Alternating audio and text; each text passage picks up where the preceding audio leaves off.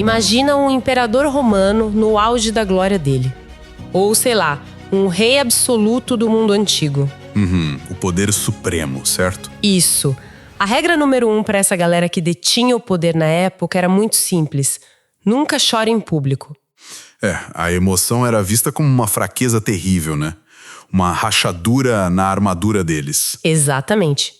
Uma divindade ou um líder inabalável tinha que ser como uma montanha fria, majestosa, totalmente imune a qualquer tempestade humana. E o que torna esse pano de fundo histórico tão importante é que ele era tipo a espinha dorsal da mentalidade da época. O conceito clássico do absoluto exigia impassibilidade. Sabe, aquilo que move todas as coisas não poderia ser movido por absolutamente nada. E é justamente aí que a nossa imersão de hoje encontra uma das maiores quebras de protocolo da antiguidade. Com certeza, é uma virada de chave gigantesca. Porque quando a gente abre os relatos do primeiro século lá no antigo Oriente Médio, a gente descobre uma narrativa onde o poder supremo chora. Ele se indigna. Ele quebra as regras sanitárias e sociais mais rígidas da época diante do luto. Sim. E para desvendar o que acontece quando o divino decide descer para a poeira da estrada e chorar, a gente vai cruzar anotações e análises de estudiosos. Nomes de peso, né? Isso. Teólogos, historiadores e linguistas como o John MacArthur, o Meyer Pellman e o Hernandes Dias Lopes. E o nosso objetivo aqui vai muito além de recontar histórias que muita gente já conhece. A gente quer entrar nas minúcias linguísticas e culturais de eventos muito específicos. O encontro com a viúva na aldeia de Naim. Exato. E a crise na casa daquelas duas irmãs em Betânia também. Analisar esses eventos dá um atalho incrível pra gente. Para entender como a sociedade judaica processava o luto, né? Isso. E o impacto sísmico que essa empatia visceral causou num mundo que idolatrava a frieza. Bom, vamos começar entendendo o cenário, então. Para dimensionar o tamanho dessa quebra de protocolo, a gente precisa olhar para o que as fontes descrevem. Que seria o pior cenário possível. É o buraco negro da vulnerabilidade social no primeiro século. A história leva a gente para um pequeno vilarejo chamado Naim. Lendo as notas do Hernandes Dias Lopes, fica claro que não se tratava de um funeral comum. Era uma tempestade perfeita de 3 tragédias acontecendo ao mesmo tempo. A leitura do contexto histórico adiciona uma camada de desespero a essa cena que muitas vezes passa batida. Primeiro, era a morte de uma pessoa jovem. Que já é horrível por si só. Na cultura judaica, não era apenas triste, era visto como uma calamidade, uma interrupção quase antinatural da bênção da vida, sabe? Entendo. Segundo, tratava-se de um filho único, o que significava que toda a linhagem daquela família estava sumariamente cortada ali. Nossa. E o terceiro elemento, que eu acho que é o ponto de ruptura da história, a mãe daquele jovem era uma viúva. Esse é o golpe final. Sim, porque para quem vivia no primeiro século, ser viúva e perder o filho único não era só uma questão de luto emocional, era o colapso total da sobrevivência dela. Ela não tinha mais nada. Sem marido e sem filho, a mulher perdia qualquer representatividade jurídica.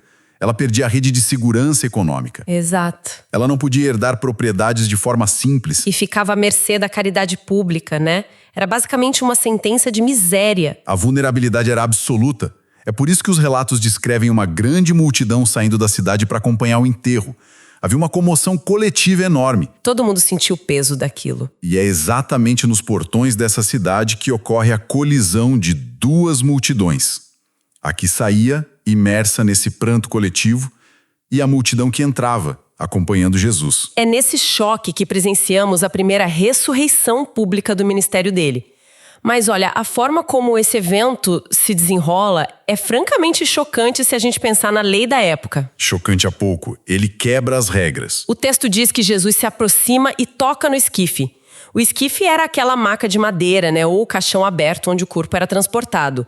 Historiadores como MacArthur apontam que esse era um ato de impureza cerimonial gravíssimo. Na lei judaica, tocar em qualquer coisa ligada a um cadáver tornava a pessoa impura. Isso exigia dias de isolamento e rituais de purificação super rigorosos depois. Certo, vamos desvendar isso. A repulsa social em torno da impureza era muito forte, não era? Demais. As pessoas literalmente atravessavam a rua para não esbarrar em alguém ou algo impuro. Era um tabu gigante. Trazendo para nossa realidade, É como se hoje uma autoridade máxima de saúde quebrasse os protocolos mais severos de um hospital de doenças infecciosas. Boa analogia. Imagina alguém entrando numa ala de quarentena de nível máximo sem nenhum equipamento de proteção, ignorando todas as regras sanitárias só para abraçar um paciente altamente contagioso. A lógica humana diz que o médico se contaminaria na hora. Mas a narrativa inverte a regra. Totalmente. E essa inversão é o cerne teológico da questão aí. A impureza cerimonial funcionava como uma doença contagiosa no âmbito espiritual e social. Mas a presença de Jesus ali desafia essa física do primeiro século. A pureza divina não é contaminada pelo contato com a morte. Ah, interessante. Pelo contrário, ela absorve o contágio e anula isso. A vida se torna mais contagiosa do que a morte nesse momento. Caramba. E logo após quebrar esse protocolo invisível, ele olha para a viúva e diz: não chores. É forte. O que, se a gente parar para pensar, soa como a frase mais sem sentido que se pode dizer para uma mãe no meio do funeral do único filho. Parece até insensível. Muito. O luto exige lágrimas. Mas os comentários históricos elucidam um detalhe crucial aí. A frase não foi dita para invalidar a dor da mulher. Não, de jeito nenhum. Foi dita porque ele estava prestes a eliminar causa daquela dor. Ele não estava oferecendo um conselho motivacional vazio. Ele estava dando uma ordem à realidade. Exato. Aquele não chores operou como um prefácio para a ressurreição. Ele para o cortejo fúnebre e demonstra que a morte, dentro daquela cosmologia, era obrigada a ceder passagem. Só que essa intervenção imediata para estancar a dor levanta um paradoxo enorme. Como assim? Quando a gente avança para outro registro histórico. Porque se a empatia foi instantânea nos portões de Naim, as coisas ficam bem confusas quando olhamos para Betânia. Ah, sim. O caso de Lázaro. Lá a gente encontra um conflito direto entre a urgência humana, o nosso tempo de relógio, que chamam de Cronos, e o tempo calculado de Deus, o Kairos. O caso de Betânia é, de fato, um dos mais dissecados pelos estudiosos. Exatamente por causa dessa aparente contradição que você mencionou. A família lá era composta por Marta, Maria e Lázaro. Pessoas que os relatos descrevem como amigas muito íntimas de Jesus. Quando Lázaro adoece gravemente, as irmãs tomam a atitude mais lógica, né? Mandam chamar ajuda. Enviam um mensageiro urgente. E, considerando a geografia, Betânia ficava a cerca de 30 quilômetros de onde Jesus estava. Isso dava, no mínimo, um dia inteiro de caminhada pesada. Um dia inteiro viajando só para entregar um pedido de socorro. E a resposta documentada nos textos é perturbadora. É de deixar qualquer um confuso. Ao receber a notícia de que o amigo amado estava morrendo, Jesus decide, propositalmente, ficar mais 2 dias onde estava. Ele não se apressa. Não foi um imprevisto. Não foi um pneu furado no deserto. Foi uma decisão deliberada de esperar.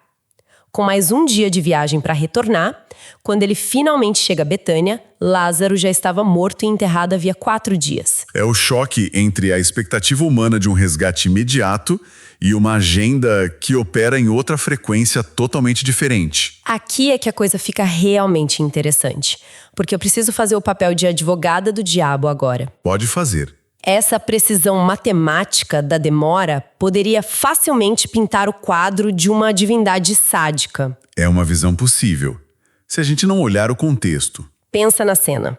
Se a gente liga para a emergência dizendo que alguém está sofrendo um infarto e o médico decide tomar um café e espera 2 dias só para provar que consegue fazer uma reanimação impossível depois que a pessoa faleceu. Soa incrivelmente cruel. Porque amigas tão devotas como a Marta e a Maria precisaram passar pela tortura da ausência. O que é fascinante aqui é que o contexto rabínico da época responde brilhantemente a essa objeção. Não se tratava de um teste de resistência emocional ou de negligência. Ah, não. Não. O Hernandes Dias Lopes destaca que existia uma crença folclórica fortíssima no judaísmo do primeiro século. Sobre o quê? De que a alma da pessoa falecida pairava sobre o corpo durante 3 dias. Havia uma esperança cultural de que, nesse período, a pessoa poderia ser trazida de volta por um profeta poderoso. Espera, então existiu uma espécie de prazo de validade aceito pela sociedade para ressuscitações. Precisamente. Mas ao amanhecer do quarto dia, o processo de decomposição entrava no estágio irreversível.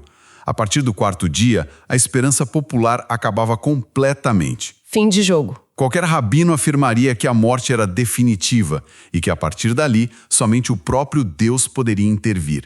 Então, o atraso de Jesus não foi uma crueldade, foi uma necessidade cirúrgica. Faz todo sentido agora. Ele precisava que a situação cruzasse a linha do quarto dia para que o milagre fosse inegável, estabelecendo de forma irrefutável a identidade divina dele diante dos críticos mais ferozes de Jerusalém. Isso muda a perspectiva toda. Ele estava esperando o relógio da esperança humana zerar por completo para não ter margem para explicações alternativas. Exatamente. Sem desculpas. Só que, ao entender essa racionalidade extrema, a gente corre outro risco, né? A gente pode concluir que ele era um estrategista frio. Um jogador de xadrez focado só no tabuleiro cósmico. Insensível à dor das peças. Mas a chegada ao túmulo de Lázaro estilhaça essa ideia. O estrategista racional simplesmente desaba emocionalmente. A virada no relato é drástica. Assim que ele entra na aldeia e vê a Maria caindo aos prantos aos pés dele, acompanhada pelo choro desesperado dos vizinhos, o que acontece? A reação de Jesus destrói séculos de filosofia. Ele chora. O peso disso para a época é incomensurável.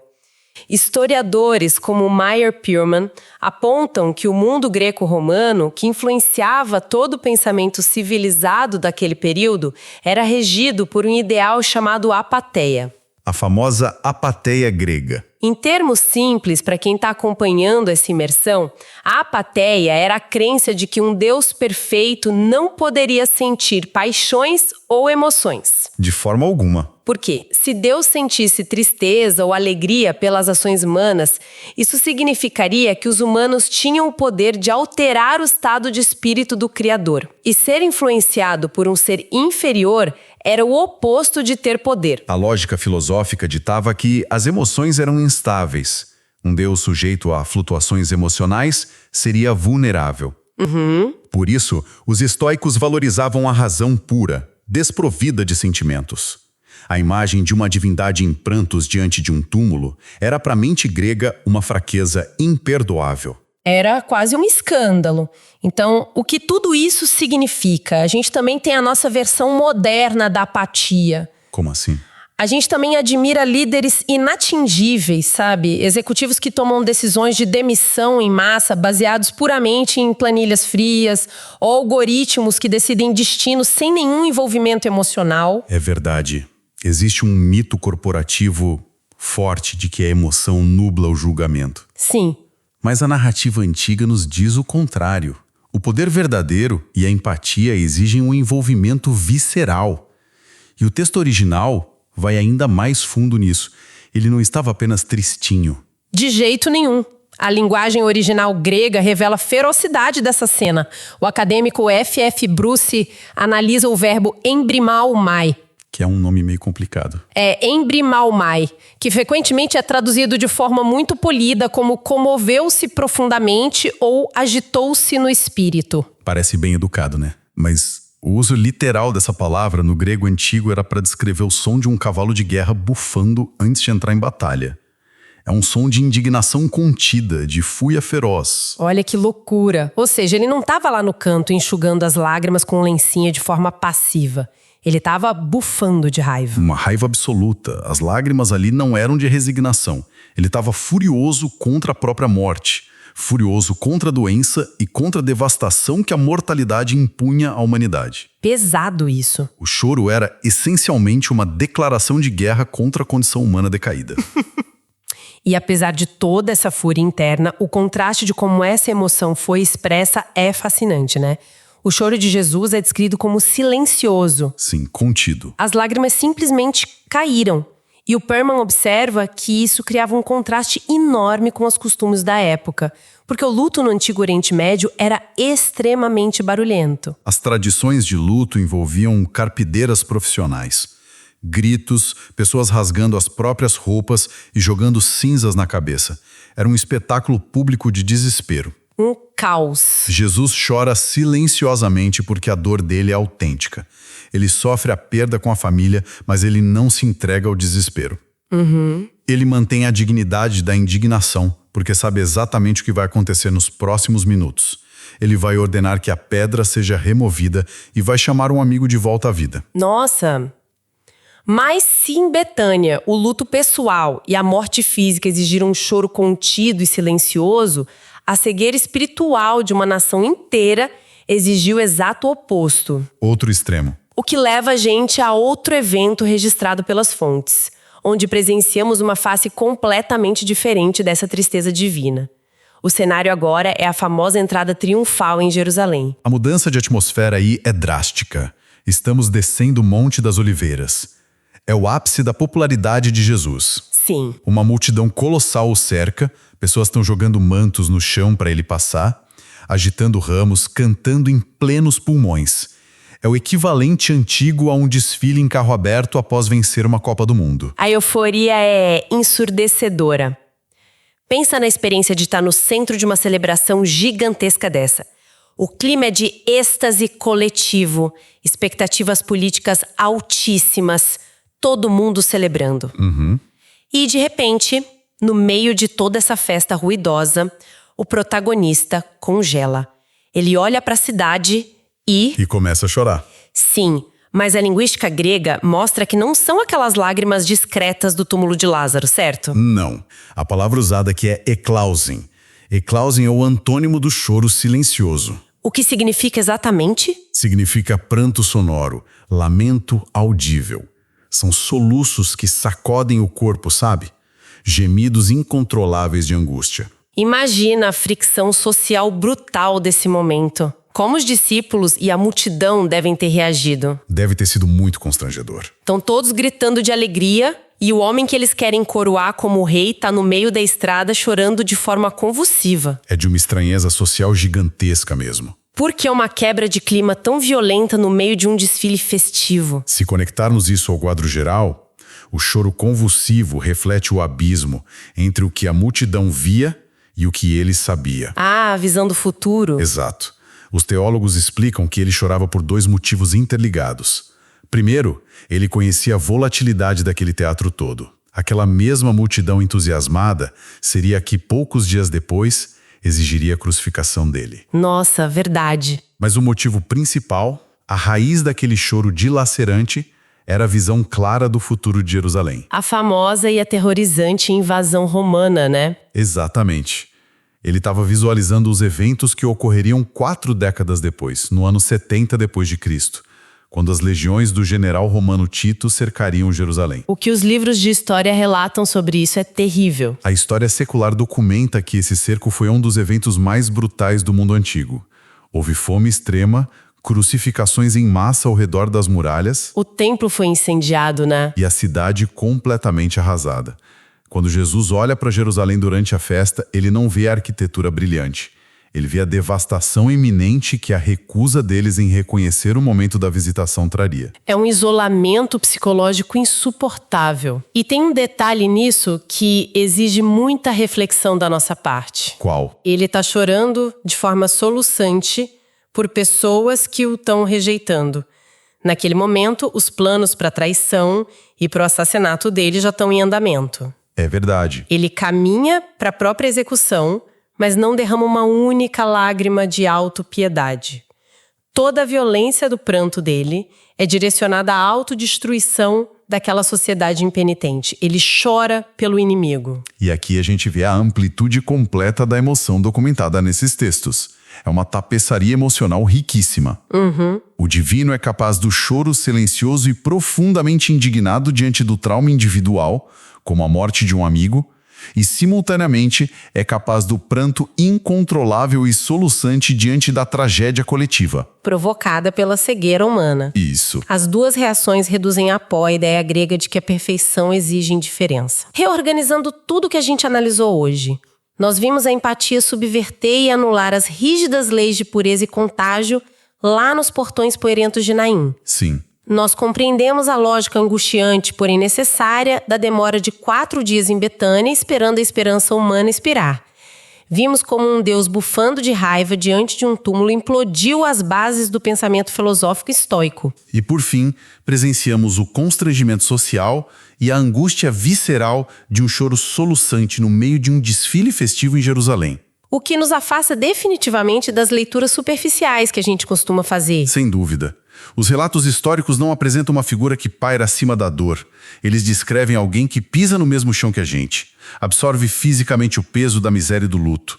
E apenas a partir desse envolvimento total, usa o poder para transformar a realidade. E isso pavimenta o caminho para um último pensamento provocativo para quem está ouvindo a gente. Os episódios que exploramos hoje deixam uma verdade desconfortável no ar. Qual seria? Ser alvo do amor e da atenção dessa figura divina não serviu como escudo contra a dor. O mensageiro que saiu de Betânia carregava a frase "aquele a quem amas está doente". E o Lázaro adoeceu, agonizou e morreu. Tudo isso enquanto era amado. Exatamente. A imunidade à tragédia não faz parte do pacote oferecido por esses textos. Nenhuma das passagens e contextos que dissecamos hoje oferece a falsa promessa de uma vida sem cicatrizes ou de atalhos fáceis contra o luto inerente à condição humana. E essa é a grande reflexão que fica. Se o detentor do poder supremo nas narrativas do primeiro século, o único ser capaz de esvaziar túmulos, escolheu a vulnerabilidade de chorar, de bufar de indignação e de soluçar publicamente. Sim, antes de exercer o poder absoluto dele. Se ele escolheu sofrer o problema antes de resolvê-lo, como nós deveríamos reformular a nossa própria visão sobre a empatia? O que realmente significa ser forte durante as crises mais obscuras da vida? É algo para se pensar. A gente fica por aqui. Nos vemos na próxima imersão. Texto e produção Douglas Vieira. Música de Sergio Prosverini por Pixabay. Faixa Snowy Peaks. Bibliografia. Comentários expositivos Hernandes Dias Lopes, editora Agnos. Comentário bíblico Matthew Henry, editora CPAD. Antigo e Novo Testamento interpretado versículo por versículo Russell Norman Champlin, editora Agnos. Charles Spurgeon, Os Tesouros de Davi, editora CPAD.